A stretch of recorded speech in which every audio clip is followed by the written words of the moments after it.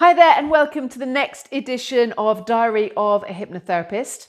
My way of recording some of the things that I do in my working week, because there are so many, frankly, weird and wonderful ideas about what hypnosis is actually about.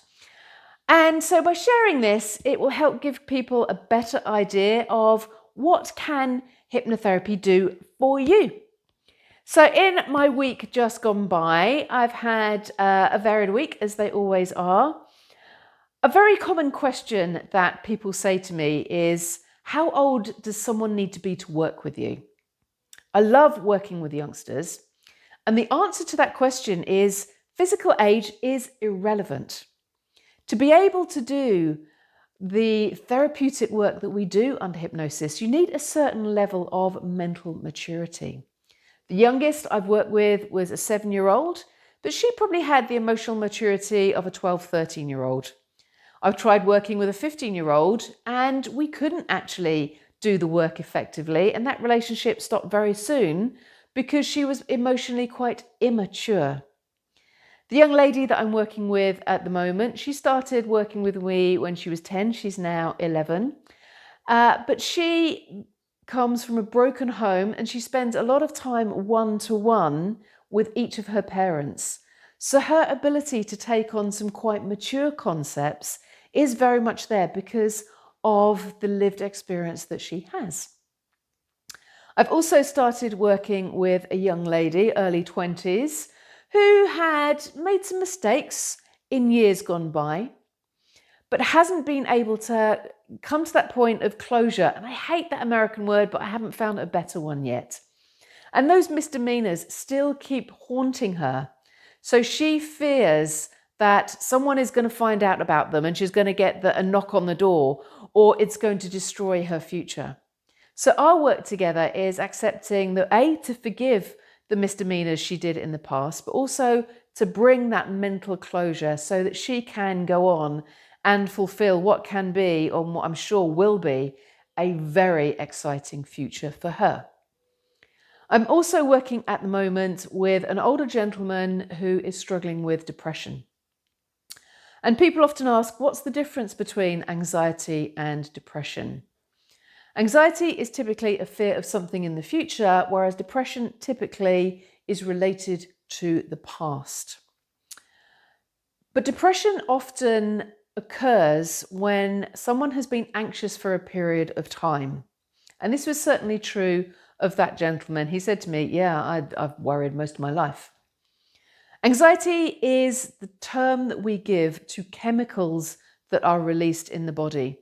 Adrenaline is the chemical that turns your tummy into a washing machine, makes your heart race, your palms all sweaty. And if whatever we're fearing comes to a closure very quickly, that chemistry calms down.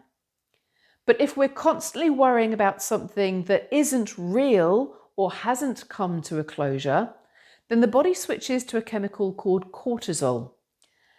Cortisol, if it keeps getting secreted, starts to have a negative effect on other chemicals in the body, very much chemicals in the gut. And there's a very strong link between anxiety and a condition called IBS, where your tummy doesn't work as well anymore.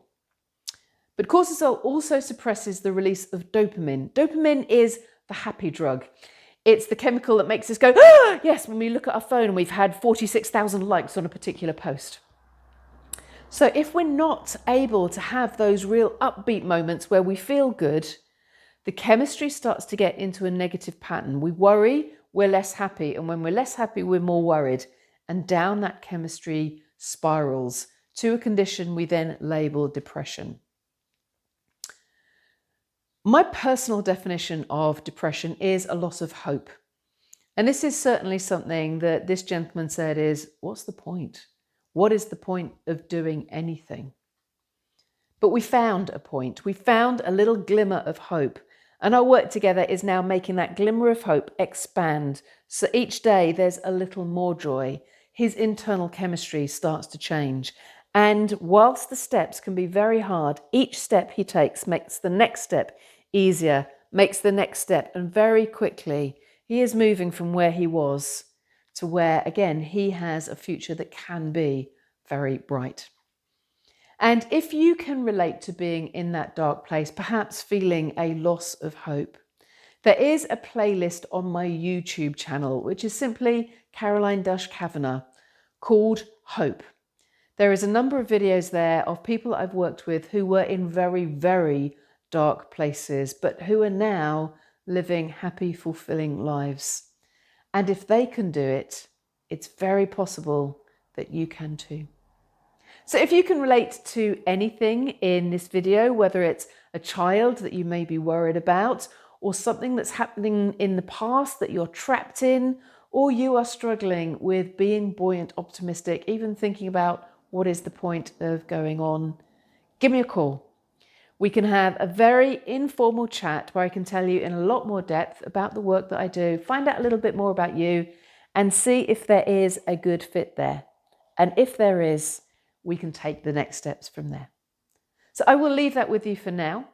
Take a look at the YouTube site because there's lots of other videos on there with hints and tips about how you can manage anxiety and actually start to become really strongly mentally resilient. Anxiety is not a bad thing when you can give it leadership and you can turn it into a phenomenal catalyst for growth.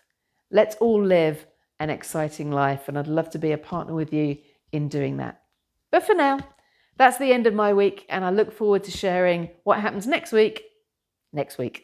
Bye for now.